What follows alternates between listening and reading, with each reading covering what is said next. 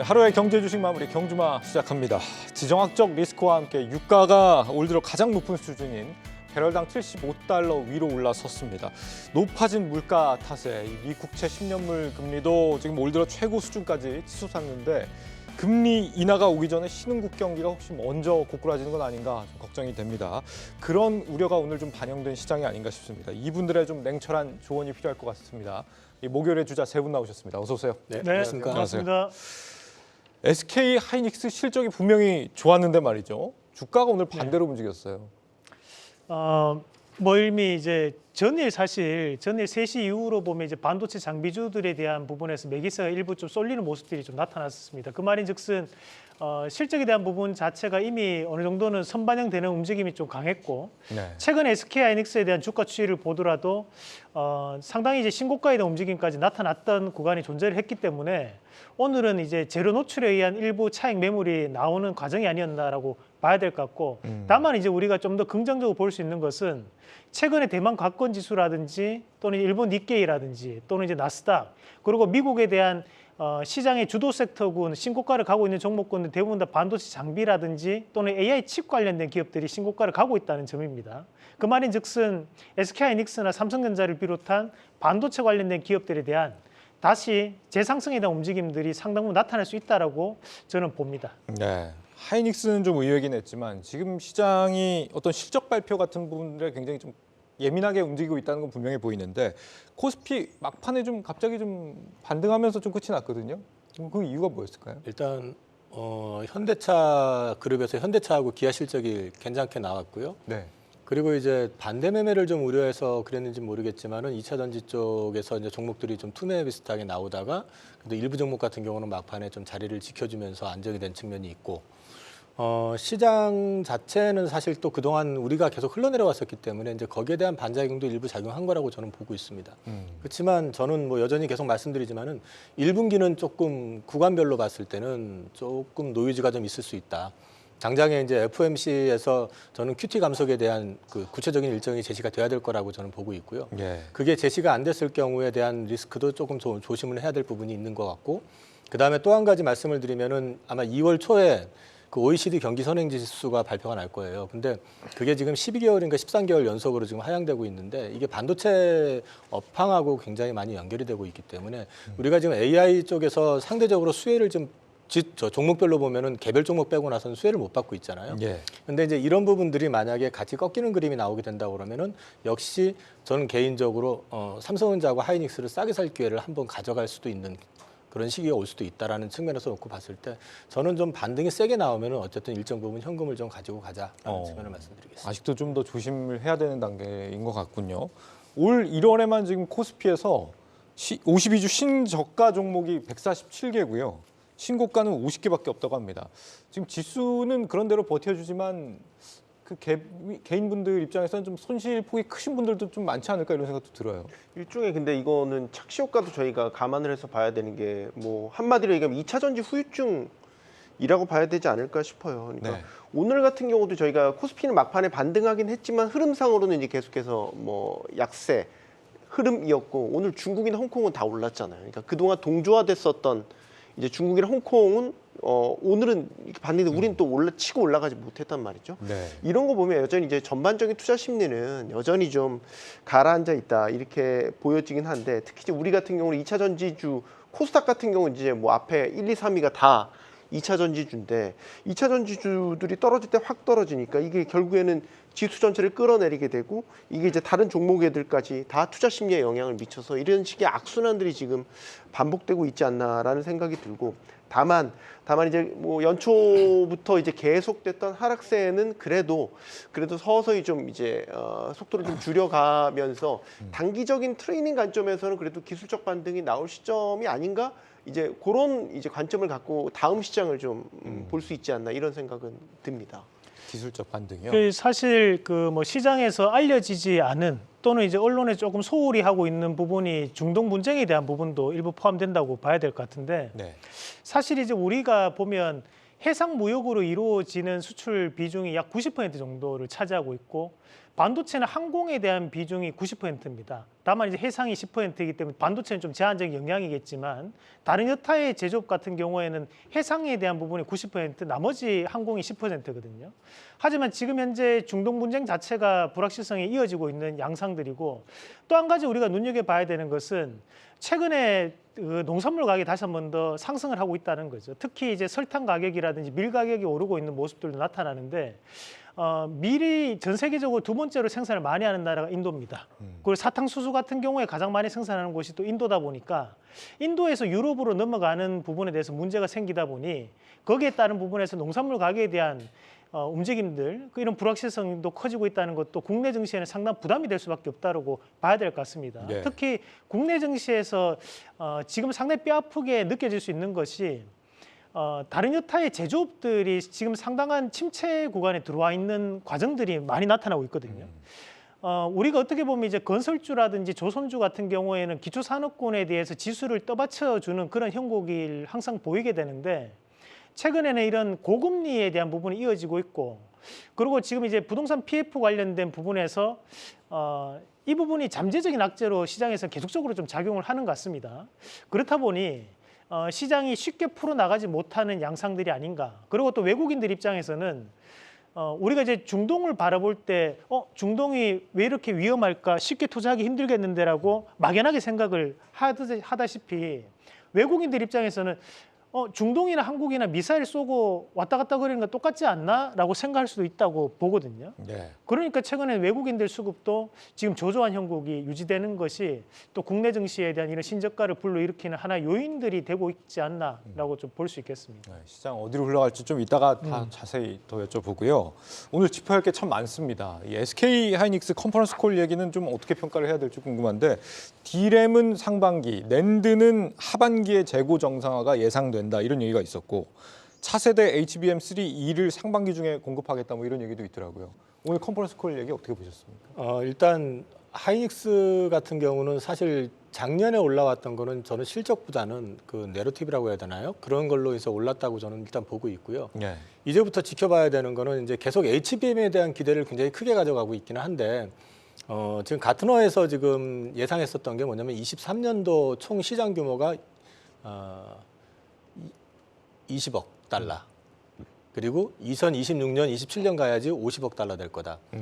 근데 지금 이게 2026년, 27년 가서 50억, 예를 들어서 26년에 50억 달러가 된다 그러면 3년 기간 동안에 2.5배가 올라가는 거잖아요. 네. 근데 이거보다 더 커진다고 전제를 하더라도 HBM 시장 자체가 지금 구간부터는 펀더멘탈을 갖다가 플러스 시켜주는 요인은 아니다. 지지해주는 요인은 될 수 있을지 몰라도. 그럼 결국은 레거시 제품이 정상화돼야 된다라는 거죠. 하이닉스 같은 경우는. 근데 지금 일단 감산을 축소하고 이제 재고 정상화를 3분기 뭐 이렇게 얘기를 하고 있는데 지금 가격은 최근 계속 올라오고 있는데 결국 삼성전자도 그렇고 하이닉스도 그렇고 계속해가지고 이제 감산을 축소하고 정상화하는 쪽으로 방향을 지금 잡기 시작할 거란 말이에요. 네. 그러면 이때도 과연 이제 가격을 꾸준히 유지 내지는 플러스 시켜가면서 올릴 수 있느냐 하는 부분을 지켜봐야 될 하나의 변수로 봐야 될 것 같고 이게 AI 혁명 내지는 AI의 어떤 버블이라고 해야 되는 어떤 그런 부분에 있어서 소외가 되는 거는 이쪽 비중이 워낙에 사실은 그 차지하는 비중 자체가 크지는 않아요. 우리는 지금 그쪽에 직결되는 게 없다 보니까 이제 자꾸 기대감을 갖고 쳐다보고 있기는 하지만 네. 그런 맥락에서 놓고 말씀드리면 결국 이제부터는 레거시 제품의 정상화 그다음에 이쪽에서 실적을 얼마만큼 끌어올 수 있느냐 하는 부분을 더 주목해서 봐야 된다는 측면에서 봤을 때는 향후에 반도체 업황의 어떤 정상적인 흐름 내지는 상승에 대한 그런 그림에 대해서 조금 더 확인을 할 필요가 있지 않겠느냐. 그래서 저는 상단은 역시 여전히 삼성전자도 그렇고 하이닉스도 그렇고 막혀 있다라고 저는 생각을 하고 있고요. 대신에 하단 역시도 제한될 거라고 생각을 합니다. 이제는 최악의 구간을 넘어선 상태이기 때문에 이 이후에 결국 금리 인하라는 시그널이 이제 시점이부터 시작을 해가지고 어떤 그 경제의 어떤 선순환 흐름이 나오기 시작하면서부터 결국 정상적으로 돌아간다고 보면 하단 역시 좀 제한될 가능성이 있기 때문에 저는 삼성전자 기준으로 봤을 때 상단을 일단 단기적으로는 8만 맥시멈으로는 올해 제가 8만 중반 정도 보지만 8만 하단은 7만 그 레인지 내에서 당분간은 좀 움직일 가능성이 있고 하이닉스 역시 마찬가지로 레인지를 일정 구간을 설정을 해서 보셔야 될 것 같습니다. 뭔가 오늘의 실적 발표에 대해서 앞으로의 막 탄탄대로가 열린 것이다 이렇게 보면 안 된다는 말씀이시네요. 저는 그렇게 생각하고 있습니다. 네. 한마디 첨언 드리자면 하이닉스가 그동안 주가가 탄력적으로 올랐던 건 사실 이제 HBM에 대한 이슈가 만들어졌고 그걸 모멘텀으로 해서 이제 그동안 주가가 이제 탄력적으로 올라간 건데 오늘 실적 발표를 하면서 확인이 됐잖아요. 네. 그러니까 HBM 매출만 일단 1조 원을 찍었으니까 일단 선 반영됐던 주가들은 오늘 빠진 이유를 굳이 해석해 보자면 선 반영됐던 부분들은 이제 좀 빠져나갔다라고 보는 거면 그 다음 레벨로 업하기 위해서는 그럼 이제 말씀하신 대로 레거시 반도체에 대한 확실한 어떤 시그널이 나타나야 되는데 저는 그거는 이제 사실 중국과 연동이 크다고 봐요. 그래서 이제 3월에 양회가 있고 중국이 어쨌든 올해 경제 성장률이 작년보다 더 떨어져서 4%로 내려갈 걸로 보고 내수 부진이 여전히 예상되고는 있지만 이런 가운데서 이제 기대하는 거는 이제 내수 부양책이 어떻게 나올 거냐.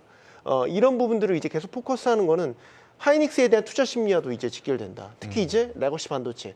중국의 제조업들이 돌아갈 때 필요한 반도체를 하이닉스와 삼성이 이제 공급을 해줘야 되는데 그게 이제 문이 열리면 네. 하이닉스 주가는 그 다음 레벨로 갈 수 있다. 이렇게 해석을 할 수 있겠습니다. 반도체 소부장 종목들 중에 오늘 또 좀 생소한 종목들이 많이 나온단 말이죠. 뭐 코세스, LB 세미콘. 보니까 다 이제 후공정 쪽인 것 같은데 네. 이 후공정 쪽이 오른다는 건 무슨 의미로 이해를 해야 되나요? 우선 이제 삼성에서 갤럭시 S24를 발표하고 난 다음에 시장은 그에 따른 후광 효과가 좀 나타나고 있다라고 저는 판단을 한번 해봤습니다. 우선 이제 앞서 말씀하셨던 것처럼 후공정 관련된 기업들에 대한 강세가 나타난 반면 또 한쪽에서 강하게 올랐던 것이 우리가 또 팹리스 관련된 기업들이 또 강하게 오르는 모습들이 나타났었는데 네. 이 부분에 이제 공통점을 우리가 한번 찾아본다면 결국 이제 엑시노스에 대한 기대감이 나타나고 있다라고 시장에서는 판단을 할 수 있다라는 거죠. 결국 이제 엑시노스에 대한 자체 개발을 통해서 우리가 팹리스에 대한 중요도가 더욱더 높아졌고 앞으로 삼성에서는 이런 엑시노스 관련된 부분이라든지 팹리스 관련된 기업들에 대한 재정적인 지원이 좀 더 이루어질 가능성이 있다라는 부분 그리고 마찬가지로 여기에 따른 좀 더 판매가 호황을 이루면서 그런 기대감으로 인해서 이런 시스템 반도체 후공정 관련된 기업들에 대한 상승이 이루어졌다는 것 이것까지 이어서 우리가 좀 판단을 해볼 필요가 있는 부분이라고 보고 사실 이제 우리가 이 삼성전자 그 시스템 반도체 관련 후공정 관련 기업들이 두산 테스나 또는 이제 네페스아크, LB 세미콘 같은 기업들이 가장 대표적인 기업들인데 최근에 두산 테스나를 제외하고 지금 현재 네페스아크라든지 또는 LB 세미콘 같은 기업들은 주가가 워낙 저가 권역에 좀 머물러 있던 것도 사실입니다. 우리가 차트적으로 보면 240선과 480선 이 장기평의 하단에 놓여 있던 자리들이 그러면 시장이 순환매적인 요건에서도 뭐 이런 기대감들이 작용하면서 한 번씩에 대한 큰 상승을 이뤄냈지 않나 그렇게 봐야 될 것 같고 우리가 같은 후공정안이라도 하나마이크론이라든지 또는 이제 SFA 반도체 같은 경우에는 우리가 메모리 쪽의 후공정 및 패키징에 대한 부분의 비중이 높은 기업들입니다. 그런 기업들은 이미 그 전에 한 번씩 다 상승을 했었거든요. 그래서 한편으로는 또 순환매적인 차원에서에 대한 움직임이 이루어졌다라고도 볼 수 있겠습니다. 예, 뭐 그 외에도 말씀하신 뭐 제주 반도체, 어부부 반도체 뭐 네. 이런 종목들 최근에 좀 자주 등장을 하는데 우리 시청자분들이 궁금해하세요. 이제는 좀 너무 많이 올라서 조심해야 되는 단계인가요? 이렇게 물음을 던지시는데 지금이라도 들어가야 된다, 조심해야 된다. 어떤 입장이십니까? 저는 모르겠습니다. 솔직히 말씀을 드려서 모르겠고요. 근데 그 말씀을 드리는 거는 지금 작년 말부터 시작해서 올해 지금 반도체 그 소재 장비 쪽으로 해서 올랐던 종목들 같은 경우 부품이나 대개 보면은 이게 스토리텔링으로 올랐던 거지 네. 이게 반드시 이렇게 된다라는 게 아니라 이쪽이 좋아지면은 이게 앞으로 이제 큰 그 어떤 수익을 보거나 아니면 시장이 커지면서 수혜를 볼 거다라는 기대거든요. 뭐 저전력 반도체로 해서 제주 반도체 올라간 것도 이게 과연 앞으로 그만큼의 어떤 그 숫자를 갖다가 개런티해 줄 수 있느냐 이런 건 아닌 것 같아요. 그러니까 올 상반기 지금 현재 1월 달 장을 놓고 보면 특히 반도체 쪽에서 종목들이 많이 올랐지만 다 기대감이거든요. 어버브 반도체 역시 마찬가지고 AI 쪽이 좋아지게 되고 그렇게 되면은 결국에는 그게 또 이제 사물 인터넷 쪽으로 연결이 될 수 있고 관련된 칩을 갖다가 이제 역할을 해주는 게 어버브 반도체니까 이 역할이 굉장히 커질 거다.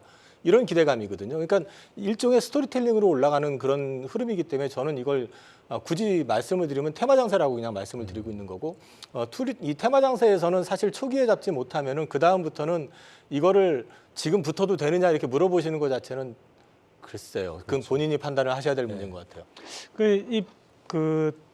지금 현재 오르는 팹리스 관련된 기업들 안에서도 우리가 과거 이제 펜미스라고 하면 가장 먼저 대표적인 기업으로 LX 세미콘 같은 기업들이 상당히 유명한 기업입니다. 그런데 이 LX 세미콘은 현재 신저가를 가고 있는 상황이고, 현재 제주 반도체나 오버 반도체, 뭐 지금 보면 오늘 아나패스 이런 기업들의 공통점은 펜미스이지만 연관 키워드로 삼성이라는 키워드를 가지고 있는 기업들이거든요. 그 차이는 뭐냐면 결국 삼성의 지금 현재 AI 폰에 대한 등장으로 인해서 펜미스에 대한 재평가 나타나고 있고, 우리가 지금 현재 가전으로 이 AI를 좀 더 확장시키겠다는 부분에서 저전력 반도체 설계를 담당하는 또 제주 반도체 또 좋은 모습 보이는 거고요. 네. 과거 이제 오버 반도체 같은 경우에 삼성전자 관련된 리모컨을 또 생산했던 이력이 있습니다. 그렇다 보니까 결국에는 이제 삼성이라는 이 키워드가 AI에 대한 부분을 이끌고 있는 것이 아닌가. 반대로 이제 우리가 펜미스의 전통적인 강자라고 하는 이 LX 세미콘은 오히려 삼성과에 대한 연관은 조금 떨어지는 부분이죠. 그러면 이제 앞서 우리 이사님 말씀하셨던 것처럼 이것을 이제 산업적인 생태계에 대한 변화라고까지 보기에는 좀 힘들고, 대신에 현재 수급에 수급의 의존도가 높은 테마성 흐름으로 당분간 이런 흐름이 좀 더 이어질 가능성이 있지 않을까, 그렇게 정리를 해보겠습니다. 흐름은 좀 더 갈 수도 있다. 네. 이런 말씀이시네요. 오늘만큼은 이 자동차 얘기를 좀 앞쪽에서 하지 않을 수가 없습니다. 창사 이래 최대 실적이 지금 나왔고요. 4분기에도 매출이 꺾이지 않고 좀 늘어나는 모습이더라고요. 자동차 실적 어떻게 보셨습니까, 이사님? 뭐 예상했던 부분이잖아요. 어닝 서프라이즈는 예상이 됐었던 부분인데 왜 주가는 안 올라 이거였었지 않습니까? 근데 네. 이제 계속해서 얘기가 나왔던 게 이제 피크아웃에 대한 우려감. 그다음에 또 한 가지는 지금 현대그룹 같은 경우는 사실 오늘 실적 때문에 저는 올랐다고 생각하지 않습니다. 오히려 그 자사주 소각 이슈, 네. 그다음에 배당과 관련된 얘기들 역대 이런 최대 것들이 배당을 이런 것들이 오히려 이제 플러스 효과를 준 거라고 저는 보고 있고요. 앞으로도 이 현대차 같은 경우는 실적이 서프라이즈 난다고 해서 그것 때문에 올라가진 않을 것 같습니다. 일단 저는 지금 제가 주목하고 있는 건 실적이 서프라이즈가 나는데, 만약에 전기차 쪽에서 이익이 나기 시작하면서 서프라이즈가 난다면 또 다른 얘기지만, 네. 이 내연기관을 통해 가지고 이익이 많이 나는 부분들에 대해서는 숫자의 어떤 상방은 제한될 가능성이 있다고 보고 있고, 오히려 지금 시점에서는 현대차를 기대한다고 하면은 전기차 시장에서의 확장, 두 번째는 배당하고 자사주 소각 같은 주주 친화적인 정책, 이 부분에 강화되는 것을 좀 지켜보시면서 시장을 현대차와 전기차를 좀 대응하시는 게, 전기차랜데 현대차와 기아를 대응하시는 게 맞지 않을까 싶고요. 보면은 근데 지금 보시면 현대차 보통주하고 우선주가 있을 거예요. 예. 근데 보통주 주가하고 우선주 주가 차트를 비교해 보시면 다를 겁니다. 그래요? 이미 그거부터 이 주주 친화 정책에 대한 어떤 기대감이 그 우선주하고 보통주에서도 좀 차별적으로 반영이 되고 있다. 저는 그렇게 보고 있습니다. 지금 역대 최대 배당이 나온다고 하잖아요. 일단 뭐 배당 기준일이 다음 달 29일이라고 하니까 그때까지는 좀 긍정적인 흐름이 좀 이어지겠다, 이렇게 생각을 해봐도 될까요? 근데 주가가 만약에 더 올라가게 되면 배당 수익률은 그만큼 떨어지겠죠. 예. 그러니까 그것도 역시도 제한될 가능성이 있고요. 그다음에 이제 이후에 좀 더 공격적인 그 주주 친화적인 정책이 좀 필요할 수도 있는 게, 지금 현재 자사주를 아마 5년에 걸쳐 가지고 분할해 가지고 소각을 한다, 이런 제시도 좀 하고 있곤 하는데, 좀 더 공격적인 제시가 좀 필요할 수도 있다라는 거 저는 생각을 해요. 배당금을 주는 것도 중요하지만 자사주 소각을 통해 가지고 그 주식의 가치를 좀 높이는 게 굉장히 중요하거든요. 근데 여태까지 우리나라 기업들이 제일 안 했던 게 자사주 소각 아닙니까? 그러면 현대차 그룹이 지금 돈을 창사 이래 역대급으로 돈을 벌고 있는 상황이라고 그러면, 앞으로 확장을 대비해 가지고 투자하는 것도 좋지만 그에 상응하게 주주들한테 환원책을 갖다 제시해 주는 것도 향후에 주가를 관리한다든지 주가를 높이는 데는 역할을 할 수 있지 않을까. 그런 맥락에서는 올해 지금 나오는 그 주주 환원 정책 플러스 알파를 좀 더 해줘야 되지 않나 하는 생각도 해봅니다.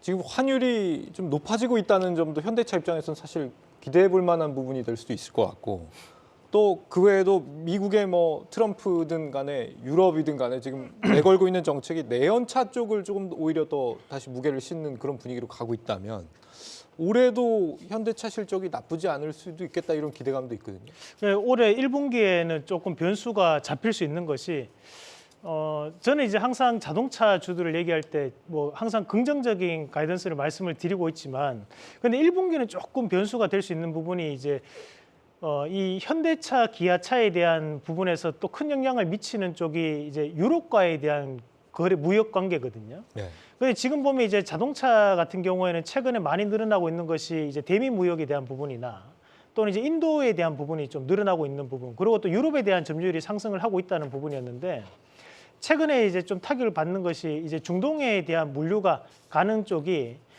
이제 희망봉을 따라서 이제 돌아가야 되는 상황들도 나오고 있다 보니 해상 운임 비용이 상당 부분 증가를 하고 있는 양상들입니다. 그래서 1분기만 쉽게 좀 넘어가 준다면 좀 2분기, 3분기까지 쉽게 좀 풀어나갈 수 있는 흐름이 나올 수 있다고 보고, 우리가 자동차주를 매매하시는 분들이 왜 자동차 부품주는 안 가요라는 궁금하게 생각을 하신 분들이 있을 수 있는데, 네. 이번에 그 기아차가 실적 발표를 하면서 나왔던 영업이익률이 10% 이상입니다. 그런데 사실 과거까지만 보더라도 우리가 3에서 6% 정도 나타냈었습니다. 그런데 이것이 우리가 자동차 부품주 같은 경우에 여전히 영업이익률적인 측면으로 봤을 때는 3%에서 2% 정도 나와요. 그만큼 마진이 상당히 박한 상황들이거든요. 주가는 이제 마진이 어느 정도는 개선돼줘야지만 주가에 대한 변동성도 커지는 부분이 나타나게 됩니다. 그런 의미로 봤을 때 지금 자동차 부품주에 대한 영향은 아직까지는 좀 제한될 수 있다고 보고, 대신에 우리가 기아나 현대차에 대한 부분을 사고 싶은데 좀 더 저렴한 가격에 있는 종목이 없나라고 또 본다면, 이제 현대위아라든지 현대글로비스 같은 경우에는 미국에 대한 조지아 공장이 2024년이나 2025년도에 완공을 목표로 지금 진행을 하고 있는 상황이기 때문에 네. 거기에 로봇을 공급하는 기업이 현대위아고요. 그리고 미국 내에서에 대한 물류를 담당하고 있는 기업이 또 현대글로비스입니다. 그런 부분을 감안한다면 함께 동조화하면서 움직임이 나올 수 있기 때문에 같이 보시는 전략으로 말씀을 좀 드리고 싶습니다. 네. 미 대선은 확실히 네. 트럼프 쪽으로 지금 기울고 있는 건가요? 지금 두 번째 경선에서도 뭐 트럼프가 좀 압승했다고 그러는데. 네. 뭐 공화당 내에서는 이제 후보로서 사실 이제 뭐 1인자로서의 존재감을 이제 두 번의 경선을 통해서 뿜뿜 드러냈기 때문에 네. 트럼프 대세론이 이제 굳어지는 분위기는 지금 맞죠. 근데 이제 올해 내내 정말 선거 11월 본선으로 갔었을 때에 정말 그렇게 될 것이냐, 그건 아직은 뭐 미지수라고 봐요. 왜냐하면 바이든도 지금 이제 단독 후보로서 뭐 이제 지난번 경선에서 이제 이기면서 사실 이제 바이든과 트럼프의 이제 2라운드가 사실상 지금 조기 결정될 것이라는 전망이 나오고 있는 가운데, 바이든이 만약에 본격적으로 이제 대선을 위한 캠페인을 진행하면 트럼프의 돌풍이 과연 지금처럼 이렇게 원하는 대로 다 될 것이냐, 그렇게 되진 않을 거라고 보고요. 어제 밤 사이에 이제 외신을 통해 보다가 놀랐던 거는 사실 전미자동차 노조가 바이든을 지지 선언을 했더라고요. 아, 그래요? 네. 그러면 지금 이제 IRA법 폐기라든지 그다음에 뭐 내연기관차 아까 말씀하셨지만 뭐 내연기관차로의 회기 이런 것들을 이제 주장하는 트럼프의 어떤 계획에 지금 약간 뭔가 이상 신호들이 지금 나타나고 있다, 이렇게 봐야 되거든요. 그래서 뭐 제 생각에는 그렇습니다. 트럼프가 본선으로 갔었을 때 그렇게 지금 뭐 공화당 민주당 합의로 만들어진 IRA 법안에 대해서 축소 또는 폐기까지 거론할 정도로 공격적으로 나갈 수 있을까? 더욱이 이제 자기 편이라고 암묵적으로 생각했었던 전미자동차 노조가 바이든을 공식 지지 선언을 했다라는 거는 트럼프의 계획에 상당한 차질이 빚어질 수 있다. 그래서 본선 가면 정말 모른다. 그래서 트럼프 어떤 테마주에 대한 어떤 단기적인 열풍 이런 거에 너무 휩쓸리면은 나중에 큰 코 다칠 수도 있겠다. 그렇겠네요. 네, 이런 아직 생각. 뭐 10개월이나 남았으니까. 네. 그럼요. 어떻게 바뀔지 그리고 현직 모른다. 대통령에 대한 프리미엄은 절대로 무시할 수 없습니다. 어. 이제 바이드노믹스가 얼마나 좋은 성과를 냈는지 이제 모든 캠페인을 통해서 다 총동원할 텐데 네. 여기에 대해서 트럼프가 그렇게 자기가 원하는 대로 계속 판을 만들어갈 수 있을까? 그건 절대 알 수 없습니다. 그 미국이 결국에는 그 주에 대한 승자성 원칙으로 진행이 되다 보니까 네. 사실 이제 UMPC 같은 경우에는 과거에는 이제 바이든 그 민주당의 텃밭입니다. 그러니까 이 도시 지역 같은 경우에는 트럼프의 지지율이 상대적으로 떨어진다는 평가가 많았었지만 이번에도 이제 완승을 이끌어내면서 공화당 후보는 거의 뭐 지금 트럼프라고 봐야 되는 상황들이고, 대신에 이제 우리가 여기서 봐야 되는 것은 현재 같은 경우에는 트럼프에 대한 지지율이 높게 형성되어 있지만 앞서 말씀드렸다시피 결국에는 그 줄을 누가 먹느냐에 대한 싸움이거든요. 그런데 보면 2016년과 2020년도 미국 대선에서 바뀌었던 곳이 어디냐면 애리조나, 위스콘신, 미시간, 펜실베니아, 조지아입니다. 네. 그런데 이 5주에 대한 공통적인 특징은 뭐냐면 IRA에 대해서 특화가 되어 있는 주라는 거죠. 그러니까 여기에서 IRA에 대한 혜택을 가장 많이 가져가는 주 5개가 바로 이 주들입니다. 그러면 애리조나 같은 경우에도 2016년도에는 트럼프가 이겼기 때문에 트럼프가 승리할 수 있었던 거고, 대신 2020년도에는 바이든의 손을 들어줬기 때문에 바이든이 승리할 수 있었거든요. 이 5개 주가 캐스팅 보트를 가지고 있는데 이 5개 주가 인플레이션 감축법에 대해서 가장 큰 영향을 받는 주들입니다. 그렇게 봤을 때 지금 현재는 트럼프가 이 IRA 법에 대해서 상당히 반대적인 입장을 얘기하고 있지만 실제 본선에 가서 대선에 들어갔을 때 과연 이렇게 계속 안 좋은 방향에 대한 얘기를 할 수 있을 것인가? 저는 그건 확률이 좀 떨어진다고 봐요. 결국에는 집독회에 대한 단속은 할 수 있겠지만 캐스팅 보트를 가지고 있는 주들에게 이기기 위해서는 반드시 그 주들에게 혜택이 돌아갈 수 있는 정책들을 펼쳐내야 되거든요. 네. 근데 지금 보면 애리조나, 위스콘신, 미시간, 펜실베니아, 조지아 같은 경우 특히 조지아는 여러분도 아시다시피 대부분의 자동차 공장들이 들어서는 곳입니다. 그런데 거기에서 트럼프가 과연 반대를 할 수 있을까? 그건 쉽지 않다고 보는 거죠. 그런 의미로 본다면 그래도 인플레이션 감축법이나 또는 이제 바이든에 대한 패배를 네. 미리 우리가 생각할 필요는 없다. 근데 그런 평가와 달리 뭐 일단 최근에 이제 트럼프가 워낙에 좀 경선에 승리하고 이런 게 좀 주목을 받다 보니까 네. 아무래도 2차 전지 쪽에 최근에 치명상이 나온 것들도 그런 이유 때문도 있을 거라는 생각이 드는데 어젯밤에 오늘 아침이었나요? 테슬라 실적. 요게 또 2차 전지에 또 더 큰 충격을 안긴 거 아니겠습니까? 기사님? 일단 그 앞서 가지고 조금 더 부가 설명을 하고 말씀을 좀 드릴게요. 네. 지금 얼마 전에 우리나라 무역협회에서 사절단이 미국을 방문해서 미국 의회에 가서 공화당 의원들을 좀 만났고요. 그다음에 이제 상무부가 가지고 이제 몇 가지 제안을 좀 요청을 한 게 있었는데 그 중에 이제 그 미셸 스틸이라고 하는 그 하원 의원하고 제리칼 하원 의원을 만났는데 그 두 사람들을 통해 가지고 들었던 게 기사화된 게 있었습니다. IRA는 폐지 안 한다. 걱정하지 마라.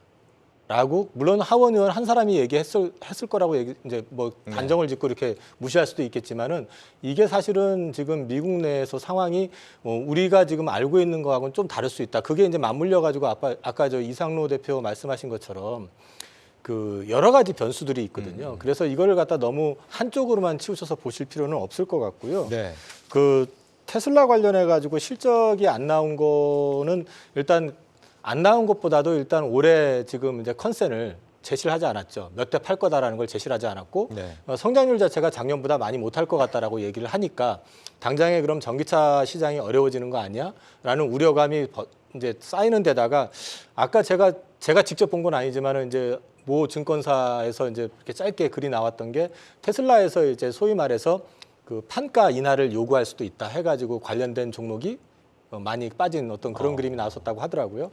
근데 이제 여기서 봐야 되는 게 사실 작년에 테슬라가 가격 인하는 이미 시작을 했었잖아요. 네. 시작을 했었기 때문에 올 뭐 4분기 어닝 쇼크 날 거는 다들 알고 있었으면서 새삼스럽게 그게 또 그대로 반영이 된 거죠. 진짜로 어닝 쇼크 났고 앞으로 성장률도 정체된다 이렇게 얘기가 볼 수 있는 거고 그 다음에 이제 이 테슬라가 결국은 가격 경쟁을 하기 시작했다는 것 자체는 이미 그 전기차를 파는 데 있어서 가격 저항에 부딪힌 상황이기 때문에 전체적인 어떤 성장의 그림이 많이 좀 완화가 되기 시작했다는 얘기고 그 가격 경쟁이 중국에서 시작이 돼서 지금 독일로 넘어가고 있고 이런 것들이 확산이 되기 시작한다는 측면에서 봤을 때는 제가 작년 하반기부터 그러니까 구체적으로는 4분기부터 캐즘이라는 얘기를 자꾸 하는데 이미 2차 전지가 아니라 전기차 섹터 자체가 캐즘 구간에 들어섰을 수 있다라고 보는 거거든요. 캐즘이 뭡니까? 캐즘은 정확하게 지금 이게 고릴라 게임이라고 하는 책에서 처음에 소개가 돼가지고 확산이 된 얘기인데 네. 좀 말씀을 드리면은 어떤 성장 산업이 일정 부분 성장을 하다가 보면 얼리 어답터들의 어떤 도입이라든지 이런 것들 때문에 빠르게 성장을 하게 됩니다. 그러면 이게 이제 성장이 정체가 되는 시점이 뭐냐면은 가격 저항에 부딪히게 되고 이게 돈이 된다 싶으니까 너무도 많은 회사들이 이제 참여를 하기 시작을 하게 되는 거고요. 그 다음에 빨리 성장한 데 비해서 거기에 따르는 인프라 구축이 안 돼가지고 불편하니까. 그럼 초기 얼리 어답터들이 그거를 갖다가 채택을 해가지고 사용을 하다가 이제 그 추가적으로 이 판매가 확장이 되질 않으니까 경쟁이 붙기 시작하는 거죠. 그러면서 단가 떨어지게 되고 인프라 불편하니까 이제 성장률이 둔화가 되기 시작하면서부터 이제 그 피 튀기는 싸움이 돼가지고 그 안에서 한 차례 기업체들이 정리가 되는 좀 그러니까 경쟁에 의해 가지고 자본이 좀 딸리거나 아니면 지금 같은 경우는 전기차만 올인하는 쪽 같은 경우는 대량 양산이 되지 않는 전기차 업체들 같은 경우는 살아남기가 쉽지 않잖아요. 지금. 네. 지금은 내연기관차에서 이익을 많이 내는 회사들은 전기차에서 손해를 보더라도 살아남을 수가 있고 그다음에 이제 탄소 배출과 비례해 가지고 벌과금을 갖다 지금 유럽하고 미국에서 다 매기고 있기 때문에 어쩔 수 없이 밀어내서 팔아야 되기 때문에 결국은 할인 경쟁이 들어간 거거든요. 올 초에 지금 현대차도 지금 7,500달러를 갖다가 할인을 해서 팔고 있잖아요. 마찬가지 맥락으로 보시면 되는데 이 구간 속에서는 그러면은 결국 당초에 예상했던 것보다는 성장이 조금 둔화가 되거나 아니면 가격 경쟁에 의해 가지고 이제 이익률 자체가 급전직하되는 어떤 그림이 나오면서 여기서 조금 기업체들이 걸러지거나 좀 이제 정리가 되는 어떤 시간이 좀 필요할 수 있다. 또 인프라도 동시에 깔려야 되잖아요. 인프라를 깔기로 했다고 해가지고 연초에 다 깔아버릴 수 없잖아요. 이거 어차피 시차가 좀 필요한 거기 때문에 네. 지금은 이 구간 속에서 들어가는 거고 테슬라가 전기차의 성장을 갖다 좀 둔하게 본 것도 있지만은 제가 보기에는 그것도 그거지만은 더 중요한 거는 자동차 시장 자체가 성장률이 올해 많이 꺾일 것 같다라는 걸 갖다가 예고한 걸로 저는 보고 있습니다. 예. 그래서 지금 구간은 캐진 구간이기 때문에 이 구간에서는 바닥이다 해서 적극적으로 사시는 것보다는 전방업체의 컨퍼런스 콜을 좀 주시하시라는 말씀을 계속 드리고 있는 거는 그 업황의 분위기를 좀 파악을 계속 하시면서 투자를 참고하셔야 될 것 같습니다. 확실히 테슬라 실적 발표에서 좀 어두운 얘기가 나온 것 같더라고요. 말씀하신 것처럼 뭐 작년보다 성장이 눈에 띄게 둔화할 것이다 이런 얘기를 테슬라 실적에서 나왔다고 하던데. 이제 테슬라가 어쨌든 우리 그 전기차 관련주, 우리한테는 이제 전기차 관련주는 직접적으로는 없죠. 사실 2차 전지를 얘기를 해야 되는데 2차 전지들한테는 이게 이제 그 바로미터로 여겨지는 거는 사실 이제 BYD도 그렇지만 테슬라도 1, 2위 전기차 업체들이 지금 경쟁적으로 가격 인하를 하고 있어요. 네. 이건 배터리 업계는 가격 인하 압박으로 역시 또 그 다음에 전가가 되거든요. 그러니까 전기차의 40% 원가의 40%가 배터리이기 때문에 어디서 가격을 낮출 거냐? 그러면 전기차 입장에서도 가장 원가 비중이 큰 배터리부터 마진 압박을 이제 걸 거란 말이죠. 그럼 작년 같은 경우는 이제 니켈이라든지 히토리라든지 이제 배터리에 들어가는 원료에 대한 이제 단가가 가격이 떨어지면서 전체 마진 압박을 받았다면 이제는 본격적으로 전기차 전방 산업인 전기차의 가격 인하 경쟁이 빚어지면서 거기에 따른 배터리 마진 압박이 이어질 거라는 거죠. 그래서 그런 업황의 흐름만 보면 올해는 정말로 혹한기인 거는 분명히 맞는데 네. 맞는데 이제 주가는 거기 이제 동조화돼서 갈지 아니면 선반영된 측면을 여기에서 또 우리가 흐름을 보게 될지는 그건 조금 더 올해 흐름을 더 지켜봐야 될 것 같습니다. 그 테슬라 이번 영업이익률이 8%가 이게 반토막이 난 거라고 하더라고요. 1년 만에. 이게 뭐 현대차보다도 영업이익률이 떨어진다. 수익성이 그만큼 굉장히 낮아졌다는 거 아닙니까? 2차 전지가 그러면은 지금 워낙에 많이 빠져 있는 상황이니까 지금부터라도 좀 이 저가를 바닥을 좀 찾고 거기서 이제 좀 매입을 고민을 해봐야 되는 단계냐 이런 생각들을 많이들 하시는데 아직은 뭐 말씀 들어보면 그럴 단계는 좀 아닌 것 같기도 하고 어떻게 생각하십니까? 일단 지금 현재 테슬라도 결국에는 이제 판매를 하고 있는 기업이다 보니까 지금 이제 테슬라 할부금융 프로그램이 84개월까지 있거든요. 근데 우리가 뭐 과거로 따져보면 이제 3년 할부를 하더라도 이제 부담이 될 수 있고 5년도 부담이 되는데 지금 84개월은 7년입니다. 근데 7년 할부 금융을 내서 자동차를 사기에는 미국인들도 상당히 좀 부담스러울 수밖에 없는 상황이라고 봐야 되고 그런 관점에서 본다면 지금 현재가 저는 최악에 대한 상황을 지나가고 있는 과정이라고 봅니다. 사실 테슬라에 대한 마진폭이 그만큼 줄었다는 것은 최근에 이제 뭐 테슬라 같은 경우에도 예전에 뭐 우리가 테슬라를 구매하려고 하면 1억 가까이 돈을 줘야 되는 상황이었다면 요즘은 이제 최저가 보면 한 4,900만 원, 5,600만 원 정도까지도 가격이 반 정도로 떨어졌어요. 그 가격이 반 정도 떨어지다 보니까 마진폭이 반으로 줄는 거죠. 그런 의미로 좀 받아들일 필요가 있다라고 보고 결국에는 이제 지금 현재 구간 자체가 테슬라에 대한 최악에 대한 상황을 지금 다지고 있는 구간이라고 저는 판단합니다. 그러면 여기에서 과연 더 나빠질 수 있을 것인가? 저는 그것은 또 다른 의미라고 보거든요.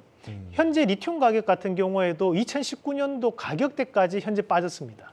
그 2019년도는 우리가 그 전기차 시장이 폭발적으로 증가하기 전 시장이라는 거예요. 그런 의미로 받아들인다면 충분히 지금 현재는 가격적인 부분에서는 접근할 수 있는 자리가 아닌가라는 말씀을 드리고 싶고 다만 우리가 2차 전지를 접근할 때 항상 이제 대장주 위주로 저는 접근을 해야 된다고 생각하는 입장인데 특히 대형주는요. 그러면 2차 전지를 볼 때는 무조건 양극재라든지 또는 리튬 관련된 주식을 현재는 봐야 되는 시점이다. 뭐 종목으로 꼭 집어서 말씀드린다면 뭐 에코프로 BM이나 포스코 퓨처 뭐 또는 포스코홀딩스 같은 그렇게 우리가 대형사들 위주로 지금 자리는 저는 상당히 좋은 가격대라고 보고 한번 접근해 보시는 전략으로 말씀드리고 싶습니다. 네, 제가 조금 더 첨언을 드리면은 이번에 실적이 다 어닝 쇼크가 나왔는데 한 가지 특이한 회사가 있었습니다. 그게 뭐냐면 코스모 신소재입니다.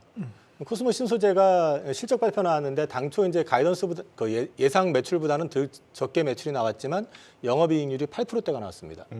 그 얘기는 그 이유는 지금 그 코스모 신소재 같은 경우는 재고가 없습니다. 원자재에 대한 재고가 없어요. 예. 전부 사입입니다. 그러니까 그 배터리 셀 업체가 대주고 생산을 해가지고 양극재를 만들어주는 구조입니다. 그러니까 이제 재고 평가손이 없었다는 얘기고요. 그다음에 이제 제품 자체의 어떤 구성, 믹싱 자체가 그래도 이제 고사양 제품들이 많이 나갔기 때문에 이제 이익률이 8%대가 나왔는데 거기에 이제 물론 비용 통제도 됐겠죠. 캐파가 상대적으로 작으니까. 네. 그러면 지금 구간에서 이제 한 가지 보실 수 있는 거는 양극재 쪽 시장 자체의 어떤 그림은 결국 가장 큰 원인은 원자재 가격의 급락에 있었다. 첫 번째. 비싼 원자재가 계속해서 투여가 되다 보니까 이익이 안 좋게 나올 수밖에 없는 거고 재고를 갖고 있으니까 재고 평가손이 나오는 거거든요. 그러면 이제 앞으로의 전체 큰 그림은 코스모 신소재를 일단 지켜보시면 될 건데 문제는 여기서 그렇다고 해가지고 진짜 바닥 짚고 바로 돌아서느냐 이건 또 다른 문제라는 거죠. 그 얘기는 시장 자체가 우리가 예상했던 것처럼 성장률이 나와줘야 된다는 얘기인데 그게 생각보다 좀 지체가 될 가능성도 있어요. 그래서 이 구간에서는 결국에는 자본과 기술의 싸움이 될 것이다. 이게 캐즘 구간에서 가장 큰 이슈가 될 거고 화두가 될 겁니다. 그래서 방금 이 대표님 말씀하신 것처럼 규모가 좀 있고 어느 정도 시장 점유율을 가져가면서 기술력을 가진 회사를 중심으로 보시는 게 지금은 맞다. 그리고 종목을 갖다 늘리는 시점에 대해서는 캐즘 구간에 들어있는데 섣불리 지금 바닥이니까 싸니까 물 탄다 이런 거보다는 계속 제가 작년 그 3분기 컨퍼런스 콜 이후부터 컨퍼런스 콜을 주시하라고 말씀을 드렸거든요. 예. 당장 1월 30일 날 NG 엔솔이 컨퍼런스 콜을 하고요. 2월 7일 날 에코프로 BM하고 에코프로가 실적 발표하고 컨퍼런스 콜을 할 겁니다. 오늘 현대차도 했었지만 예. 전반적인 거를 한번 전체적으로 종합을 해보신 다음에 이게 바닥 구간을 지나고 있는지 아니면 바닥에서 돌아서는 그림인지를 보시면서 그 시점을 고려해서 판단을 하셔야지 너무 섣불리 추가적으로 들어가시는 건 마시고 기존에 지금 가지고 계신 거는 많이 물려 있을 거 아닙니까? 네. 많이 물려 있는 걸 지금 구간에서 손절하시라는 말씀은 못 드릴 것 같아요. 근데 대신에 갖고 계신 종목에 대한 공부를 더 해보셔서 이게 시장 지배적 사업자인지 시장이 최악의 경우를 갔었어도 견딜 수 있는 체력과 기술을 갖고 있는 회사인지를 생각을 해보신 다음에 판단을 해보시는 게 어떨까 싶습니다. 진정한 옥석 가리기의 구간에 돌입한 거군요. 애플 얘기도 좀 여쭤보겠습니다. 갤럭시 S24에 대응해서 지금 애플에서도 조용하게 뭐 AI라든지 뭔가를 뭐 준비하고 있을 것이다라는 뭐 소식들이 많이 들리는 것 같은데 갤럭시 S24 같은 경우는 지금 사전 예약에서 그래도 꽤 흥행하는 것 같거든요. 보니까 뭐 한 10% 정도 전작보다 판매가 뭐 늘었다 이런 얘기가 있던데 올가을에 만약에 이 아이폰 16이 만약에 나온다. 둘 사이의 경쟁이 어떻게 될 거라고 예상을 하십니까? 당연히 경쟁을 할 텐데 누가 이길지는 모르겠지만 네. 일단 갤럭시 S24가 선점 효과는 가져갔고 그다음에 이제 애플의 그다음 아이폰 차기작이 나올 때까지는 그래도 AI 폰, 온 디바이스 AI 폰이라는 이제 그 세그먼트에서 보면은 네. 경쟁자는 없다. 그래서 그때까지 많이 팔아야죠. 삼성 입장에서는 많이 팔아야 되고 사전 예약이 지금 굉장히 흥행 조짐이에요. 저도 개인적으로 갤럭시 S24를 지금 사전 예약 신청을 했는데 하셨어요. 제가 19일부터 사전 예약 시작하기로 20일 날 그 다음 날 바로 했거든요. 네. 근데 2월 중순 이후에나 받을 수 있다는 오. 네, 연락을 받았습니다. 그래서 저 뭐 개인적인 거지만 이번 S24 조금 흥행 조짐이 그래도 보이네 이제 이런 느낌을 받았고 네. 저희가 이제 그래도 저도 한국 사람이어서 이게 객관적인 평가를 잘해야 되는데 이게 이제 사실 언론사들도 의도적으로 이제 좀 잘 되길 바라는 마음에서 좀 이제 호평을 해주고 하는 게 있잖아요. 근데 이제 이번 S24 같은 경우는 그래도 흥행 조짐의 객관적 지표로 볼 수 있는 게 예를 들어서 공개 날 뭐 유튜브 같은 플랫폼에서 띄운 영상이 얼마나 조회수가 나왔냐 뭐 그런 것들을 보면 1000만 뷰 나왔거든요. 첫날에 11개 영상에 대해 1000만 뷰 나왔고 그리고 이제 아시겠지만 외신은 갤럭시 삼성폰에 대해서 약간 박해요 평가가 아시겠지만 예전에 샌드위치 그 접는 거 갖다 핫도그 폰 뭐 이런 식으로 이제 뭐 비하하기도 하고 했었죠. 근데 뭐 월스트리트저널이나 파이낸셜 타임스 같은 데서 이제 보는 갤럭시 S24에 대한 평가가 나쁘지 않아요. 기술 혁신성에 대한 평가도 했었고 긍정적인 평가들이 이제 줄을 이룬 거 보면 확실히 온디바이스 AI 폰이라는 거에 대한 헤게모니를 가져갔고 여기서 내놓은 뭐 13개국 언어 뭐 통번역 서비스나 뭐 서클 투 서치 이런 기능들에 대해서 괜찮은 평가. 그러면 이번 S24 시리즈 같은 경우는 괜찮은 판매량을 보일 수 있겠다. 근데 이제 여기서 우리가 기대하는 건 그 다음이죠. 그러니까 저희가 이제 방송 전에도 한참 얘기했지만 이 S24에 실리는 이제 두뇌에 해당하는 모바일 칩, 모바일 AP에 이제 울트라 가장 상위 버전에서는 이제 퀄컴 칩이 박혔지만 이제 그 아래 플러스와 일반형 모델에는 이제 삼성이 자체적으로 만든 엑시노스 2400이 실렸지 않습니까? 근데 엑시노스 2400에 대한 기존에 여러 있었던 발열 이슈라든지 성능 저하 이슈 이런 것들이 갤럭시 S24에서는 지금까지 보면은 잘 잡혔어, 개선이 됐어 이런 평가들이 줄을 이루고 있단 말이에요. 그러면 S24가 잘 팔리면 엑시노스에 대한 평가도 재평가가 이루어질 수 있는 거고 이거는 향후에 이제 삼성의 어떤 시스템 반도체라든지 파운드리 사업에 있어서도 청신호다 이런 부분들을 또 같이 연관해서 좋은 해석을 하는 시각들도 있다 이런 말씀을 드리겠습니다. 파운드리 사업의 측면에서 굉장히 의미가 있을 수는 있겠습니다. 그렇죠? 그럼요. 예. 삼성전자의 주가 레벨업을 바란다면 이 레거시 제품 그 메모리 칩의 정상화도 중요하지만 그거 가지고는 삼성전자가 주가가 상승하는 거는 한계가 있습니다. 이쪽 파운드리 쪽 시장에서 다시 재역할을 하면서 시장 점유율을 높여줘야 되거든요. 근데 지금 시장 점유율이 저는 삼성전자를 되게 오랫동안 투자를 해왔었기 때문에 제가 명확하게 기억하고 있는데 17%였었을 때 20%를 넘기고 25% 얘기를 했는데 지금 작년 초반에 나왔을 때 9%까지 떨어졌었고요. 지금 10%, 11% 사이에서 지금 왔다 갔다 하고 있는 걸로 알고 있습니다. 거의 지금 수주를 못 하고 있다는 얘기거든요. 그 이유 중에 하나가 이제 방금 말씀하셨던 이제 엑시노스 논란도 있었고 여러 가지 수율 얘기도 있었고 했는데 이게 제대로만 돼준다 그러면 이걸 기반으로 해가지고 어느 정도 영업이 가능하다. 그리고 최근에 나온 기사를 보면 대만에서 그 친미 총통이 되고 난 다음에 그쪽에 팹리스 업체들 일부가 이제 리스크 분산 차원에서 한국 쪽 삼성 쪽에 좀 노크를 좀 하고 있다라는 기사도 좀 일부 실리고 있거든요. 근데 그게 수율이 안 나오고 이런 엑시노스 2400 같은 이게 정말 잘 나오게 되면 그게 조금 더 가중될 수도 있고 여러 가지 기대할 수 있는 부분이 있기 때문에 이번에 그 갤럭시 24는 그 스마트폰의 판매량 이게 사실 삼성전자에 크게 차지하는 비중은 아니지만 이게 주는 의미는 엑시노스 2400의 성공이고 이게 곧 결국은 파운드리하고 직결될 수 있다는 측면에서 향후 삼성전자의 주가의 어떤 모멘텀이 될 수도 있다는 측면에서 지켜보실 필요 있을 것 같습니다. 예. 근데 평론가님 플러스랑 울트라 중에 어떤 거 예약했냐고. 저는 울트라. 네. 엑시노스 얘기하다가 퀄컴을 거를 하셨군요. 알겠습니다. 그건 아니죠. 그러네요. 제가 이율배반적이네요. 제가 아니 뭐 좋은 거 하시면 좋은 거고요. 네. 사실 우리가 뭐 쉽게 표현을 하면 TSMC는 1000가지 색을 표현해 줄 수 있다. 근데 삼성 파운드리는 256색까지밖에 못한다. 그러면 이제 애플이나 퀄컴이나 엔비디아나 AMD는 모두 다 TSMC에 맡기겠죠. 왜냐하면 자기들은 900가지 색깔을 표현하기 때문에 256색으로 부족하니까. 근데 이번에 이제 엑시노스 2400이 성공을 하게 되면 삼성도 1000가지 색을 표현할 수 있습니다라는 얘기를 하는 거잖아요. 그렇기 때문에 이제 상당히 중요한 거고 우리가 최근 들어 대만 가권 지수가 신고가를 가고 있는데 이거를 부러워하시는 분들이 많습니다. 왜 한국은 그만큼 못 쫓아가냐? 일단 기본적인 반도체 업황 자체가 대만은 팹리스 기업들이 대단히 세계적인 기업들이 있습니다, 사실.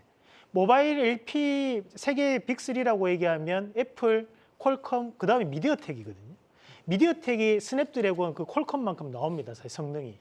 그렇다 보니까 이제 우리가 이런 팹리스 기업들에 대한 재평가는 결국 엑시노스에 대한 성공에 따라서 바뀔 수 있다는 거고 또 한 가지 여러분들이 이 방송을 통해서 기억을 꼭 하셔야 되는 것이 저는 갤럭시 링을 좀 봐야 된다고 봐요. 왜냐하면 이번에 노태문 사장에 대한 인터뷰를 보시면 강조를 했던 것이 갤럭시 링을 연내 공개하겠다라는 얘기를 하면서 헬스케어를 직접적으로 관리할 수 있는 건강관리를 본인이 스스로 관리할 수 있는 이 웨어러블 시장을 열겠다는 얘기를 했습니다. 그러면 이런 갤럭시 링 관련된 부분에서 요즘 언론에서도 보도가 나오는 것이 계속적으로 여기를 좀 지켜봐야 된다는 얘기를 하고 있다는 거죠. 그런 의미에서 오늘 시장에서 또 강세를 보였던 게 인성정보라는 기업이 있어요. 그 기업이 보면 건강관리 어플리케이션을 만든 기업입니다. 그 말인즉슨 이런 건강관리에 대한 부분에서도 생성 AI가 들어가면서 이것이 갤럭시 링과 또 엮어갈 수 있는 분위기들이 형성될 수 있기 때문에 우리 헬스케어 관련된 기업들도 반드시 지금 봐야 되는 상황들. 그리고 스마트워치 관련주들도 시장에서는 한 번에 강한 테마가 올 수 있다는 부분도 네. 참고하시길 바라겠습니다. 감사합니다. 지금 대외적으로 상황이 많이 안 좋기 때문에 마지막으로 좀 여쭤보고 싶은 질문은 이겁니다. 우리 증시가 지금 어느 정도 휘청이고 있는 이유가 대외적인 요인들이 굉장히 많다고 보는데 이 흐름을 우리가 언제까지 계속 맡고 있어야 되는 것이냐, 뭐 언제쯤 국면 전환이 올 것이냐 이런 것들에 대한 의견들을 좀 여쭙고 싶어요. 일단 차이점은 앞서도 제가 말씀드렸었던 거지만 AI 쪽 혁명이 됐든 뭐가 됐든 간에 그 안에서 우리는 주변이다. 핵심에 들어가 있는 건 아무것도 없다. 사실 HBM 얘기를 하지만 그거 역시 시장 자체가 아까 말씀드린 것처럼 23년 기준 20억 달러입니다. 그걸 가지고 이슈화시켜서 하이닉스가 많이 올라온 게 저는 신기할 정도로. 네. 근데 아무튼 어찌됐든 간에 이제 이런 게 있었고 또 하나는 우리나라 기업들이 다 어닝 쇼크가 많습니다. 지금. 현대차는 잘 나왔지만은 전반적으로 실적이 안 좋다. 그다음에 지정학적 이슈도 있었고 거기다가 또 미국 국채 금리 인하에 기대감이 있었는데 그 부분이 좀 사그라드는 측면도 있었기 때문에 이런 부분들을 고려해서 본다 그러면 저는 그냥 1분기는 여전히 조금 조심할 구간이다. 대신에 특별히 글로벌 금융위기라든지 어떤 크러쉬가 생기지만 않는다면은 1분기에 저점을 모색할 가능성이 높다고 보고 있기 때문에 1분기 구간에서 좀 싸게 살 수 있는 거 자신들이 보셨던 종목들은 조금씩 담아보시는 것도 나쁘지 않다. 특히 FOMC 1월 달에 이제 1월 29일 날 하는 거 예. 그때 그 금리 얘기보다는 저는 이제 QT에 대한 부분을 좀 주목해 보시라 이렇게 말씀드리겠습니다. 네. QT에 대한 말씀 주셨고요. 지금 어쨌거나 굉장히 여전히 뭐 더 떨어질 수도 있다 이런 불안감을 우리가 언제나 갖고 있지 않습니까? 뭐 미 국채 금리도 그렇고 유가도 네. 치솟고 있고요. 그럼에도 많은 전문가분들은 이제는 이제 더 내려갈 부분은 없는 것 같다 이런 말씀들을 주고 계신데 네. 앞서 평론가님도 이제 네, 예. 기술적 반등 말씀을 주셨기 때문에 이후의 모습을 좀 어떻게 그리고 계신지. 이게 이제 추세 전환이라는 표현을 지금 쓰기에는 굉장히 조심스럽고 여전히 우리는 이제 앞에 갖고 있는 난관들이 많이 있잖아요. 일단 우리한테 부담이 되는 거는 이제 맞지 않아도 될 걸 맞는 거. 예를 들어 대표적으로 북한 리스크죠. 네. 그러니까 김정은 위원장 이제 북한이 더 이상 미사일을 안 쐈으면 좋겠다. 이런 것들 때문에 딴 나라가 맞지 않는 걸 우리가 괜히 맞아서 1% 떨어지고 2% 떨어지고 이제 이런 상황들이 연초부터 계속해서 연출이 됐기 때문에 근데 그런 상황들이 좀 잠잠해져야 되겠다라는 이제 바람 더하기 전망을 갖게 되고 하나 이제 1차 그 다음 관문은 역시 미국이죠. 지금 상황입니다. 그러니까 1차 관문은 이제 1월 말에 이제 올해 첫 FOMC가 열리게 되면 그동안 꺾여 있었던 이제 금리 인하에 대한 올해 스케줄과 강도와 시기와 폭 이런 것들이 이제 좀 명확하게 드러나지 않을까라는 생각을 하게 되고 당장은 이제 오늘 밤 내일 차례대로 이제 미국의 성장률 그다음에 PC 물가지수가 발표가 되기 때문에 이런 것들이 이제 지렛대로 삼아서 1월 말 이제 FOMC 때까지 보면은 우리가 그동안 맞아왔던 그런 리스크에 대한 거를 좀 판단을 할 수 있는 잣대들이 이제 만들어질 것 같아요. 필터들이 좀 만들어질 것 같아요. 그걸 보시고 그 다음 방향성을 좀 판단해 보시라 이렇게 말씀드리겠습니다. 예. 대표님도 좀 짧게 여쭤볼까요? 일단은 변곡을 잡아본다면 26일 날 PCE 지수가 상당히 중요할 것 같습니다. 결국 이제 다음 주에는 시장이 주도주를 위한 이제 반격에 대한 조건이 어느 정도 마련되는 주라고 보고 우리가 또 2월 1일 날 또 FOMC에 대한 부분이 어느 정도 결정이 되고 난 다음에 그에 따른 이제 발언들이 나올 가능성이 있기 때문에 그때는 다시 한번 시장에 대한 분위기 전환이 유도하는 양상들이 나오지 않을까라고 말씀드리면서 적어도 여기에서는 2,500포인트까지는 단박에 올라갈 수 있는 자리니까 시장을 포기하지 마시고 지금은 저가에 대한 매수도 함께 고려하시면서 보시면 좋겠다는 말씀도 함께 드리고 싶습니다. 알겠습니다. 기관들이 올해 이 우리나라 경제 성장률 전망치를 속속 내놓고 있는데 지금 1%대 후반 예상하는 곳들이 굉장히 많습니다. 지금 의혹치가 반영된 연초부터 이 정도다. 그러면은 이 연말쯤에는 우리가 어떤 성장률을 목격하게 될지 벌써부터 좀 걱정이 됩니다. 우리 산업이 기댈 곳은 정녕 이 AI 반도체 그리고 자동차밖에 없는 것인지 국가 주도의 위기 대응은 언제쯤 우리가 기대할 수 있을지 걱정입니다. 다음 주에 뵙겠습니다. 고맙습니다.